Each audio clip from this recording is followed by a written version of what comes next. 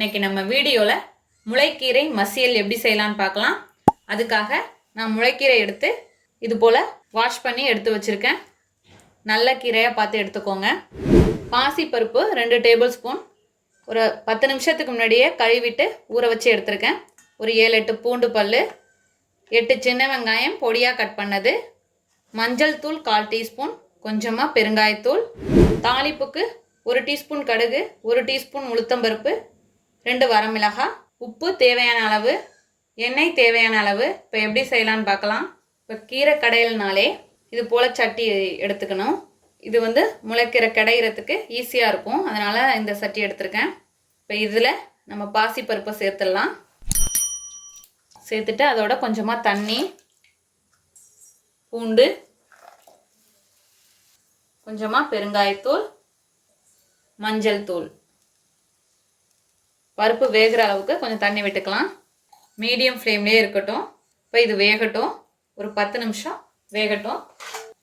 மூடி போட்டுடலாம். இப்போ ஓப்பன் பண்ணி பார்க்கலாம். இடையில நான் 2 டைம்ஸ் ஓப்பன் பண்ணேன், ஏன்னா பொங்கி வரும். இது போல் பருப்பு மலர்ந்து வந்திருக்கணும். நல்லா வெந்து வந்துடுச்சு. இந்த ஸ்டேஜில் நம்ம கீரையை சேர்த்துடலாம். நல்லா தண்ணியை வடிச்சிட்டு சேர்க்குறேன். இப்போ இது ஒரு 2 நிமிஷம் மூடி போட்டு வேக வைப்போம். இப்போ 2 நிமிஷம் ஆயிடுச்சு. இப்போ அப்படியே கீரையை திருப்பி விட்டுக்கலாம். இல்லை அப்படியே எடுத்து சட்டியோட குளிக்க திருப்பி வைப்பாங்க. நான் கரண்டி போட்டு பண்ணுறேன். அப்படியே ஒரு 5 மினிட்ஸ் வேகட்டும். இப்போ 5 மினிட்ஸ் ஆகிடுச்சு. இப்போது இதில் கீரையில் இருந்த தண்ணி அளவு தான் இருந்தது. இப்போ இன்னும் கொஞ்சம் சேர்க்குறேன். சேர்த்துட்டு ஒரு 1 நிமிஷம் அப்படியே வேகட்டும். இப்போ 1 நிமிஷம் ஆகிடுச்சு. இப்போ ஸ்டவ்வை ஆஃப் பண்ணிடலாம். இப்போ ஸ்டவ்வை ஆஃப் பண்ணதும் இது போல் மத்தெடுத்து அப்படியே கடைஞ்சிக்கலாம். இப்படி மத்து இல்லைன்னா மிக்ஸி ஜாரில் சேர்த்து அரைச்சி எடுத்துகிட்டு வந்துடலாம். இப்போது நல்லா மசிச்சு எடுத்துகிட்டு வந்தாச்சு. இப்போ கீரைக்கு தேவையான அளவு உப்பு கம்மியாகவே சேர்த்துக்கோங்க. சேர்த்துட்டு நல்லா கலந்துக்கலாம்.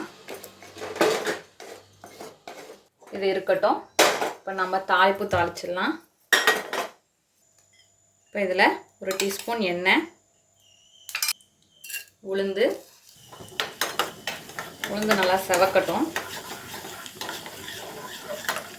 இப்போ கடுகு சேர்க்கலாம். கடுகு பொரிஞ்சதும் வரமிளகாய், இப்போ வெங்காயம், இப்போ தாளிச்சாச்சு. இப்போ இதில் சேர்த்துடலாம். சேர்த்துட்டு ஒரு 10 செகண்ட்ஸ் அந்த அடுப்பு அந்த ஃப்ளேம்லேயே இருக்கட்டும். அவ்வளோதான், கலந்து விட்டாச்சு. இப்போ ஸ்டவ் ஆஃப் பண்ணிடலாம். நம்மளோட அருமையான அற்புதமான முளைக்கீரை கடையல் அல்லது முளைக்கீரை மசியல் தயாராகிடுச்சு. இதே போல் நீங்களும் உங்கள் வீட்டில் செஞ்சு பார்த்துட்டு எப்படி வந்துச்சுன்னு கமெண்ட்டில் சொல்லுங்கள். தேங்க்யூ.